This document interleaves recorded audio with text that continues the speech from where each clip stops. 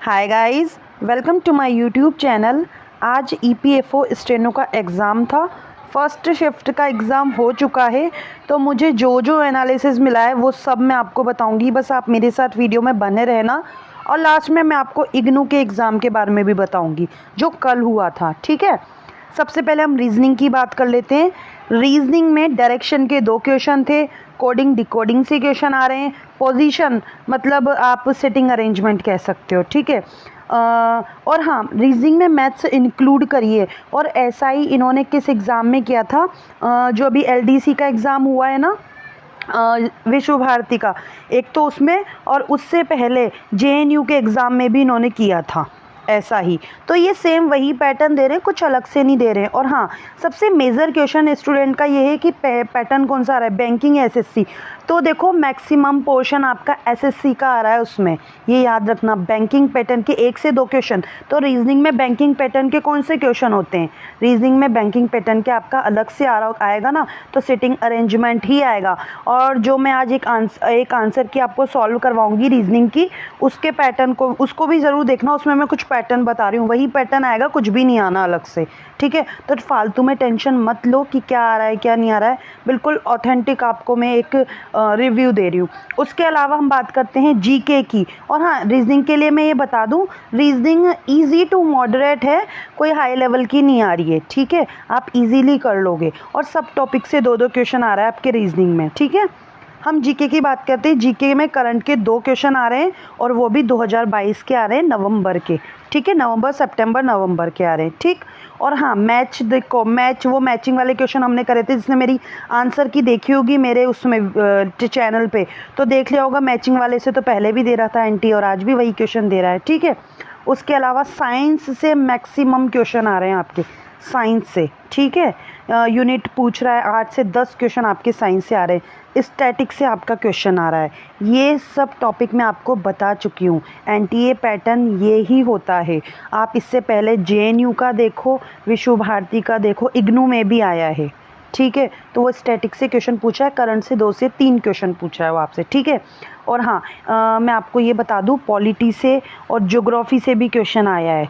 तो पॉलिटी और ज्योग्राफी तो ज़रूर से पढ़ ले जाना, क्वेश्चन आ रहा है। और साइंस से फिजिक्स, केमिस्ट्री, बायो, तीनों से क्वेश्चन आ रहे हैं आपके। ठीक है, और मॉडरेट लेवल ये, और जीके का लेवल मॉडरेट ही रहता है इसमें। ठीक है, आप लोगों ने जो मेरे साथ चैनल पे जुड़े हुए हैं उन सब ने देखा होगा, मैंने आंसर की सॉल्व करवा रखी है कि किस तरीके का लेवल होता है। ठीक है, जीके की ये बात हो गई। उसके बाद हम चलते हैं इंग्लिश में। इंग्लिश का लेवल अच्छा आ रहा है, पैसेज आ रहे हैं, 10 से 15 क्वेश्चन पैसेज के आ रहे हैं आपके। ठीक है, पैसेज थोड़ा लेंथी बताया है। ठीक है, उसके अलावा एरर के 10 क्वेश्चन आने हैं। सिनोनिम एंटोनिम आपसे पूछ रहा है, पैसिव एक्टिव से आपका क्वेश्चन आ रहा है उसमें। तो इंग्लिश स्कोरिंग, एक तो आप लोगों को ये पता है हाईएस्ट वेटेज इंग्लिश का है, तो इसको अच्छे से करके लेके जाना। और इंग्लिश में वही एरर पूछ रहा है, सिनोनिम एंटोनिम पूछ रहा है आपसे, 1 वर्ड भी आ रहे हैं, वही है, कुछ अलग से कुछ नहीं आ रहा। क्लोज टेस्ट आ गया, पैसेज आ गया अलग से, और क्या पूछ लेगा इंग्लिश में आपसे, यही सब पूछा जा रहा है। ठीक है, और अब हम बात करते हैं किसकी, क्लोज टेस्ट से 2 क्वेश्चन आ रहा है। अब हमने रीजनिंग की कर ली, जीके की कर ली, और मैथ्स की बात करती हूँ। तो देखो, मैथ्स में एडवांस भी आ रही है और अर्थमेटिक भी आ रही है। ठीक है, दोनों आ रही है, और दोनों कोई हाई लेवल नहीं आ रही, बेसिक ही पूछ रहा है। और हाँ, फॉर्मूला बेस्ड क्वेश्चन आ रहा है, और कल इग्नू में भी यही आया था। ठीक है, तो मैथ्स की कोई हाई लेवल नहीं आ रही। अब मैथ्स में हम बात करते हैं किस लेवल की आ रही है, तो मैथ्स एसएससी लेवल की आ रही है। ठीक है, ये सारा मुझे पता लगा था, और यही मेरे को आपको बताना था। और कंप्यूटर में प्रोग्रामिंग से रिलेटेड क्वेश्चन आ रहे हैं आपके। ठीक है, बट मेरा मानना ऐसा है, आप कीज़ भी पढ़ लाना, कीज़ से भी क्वेश्चन आएगा।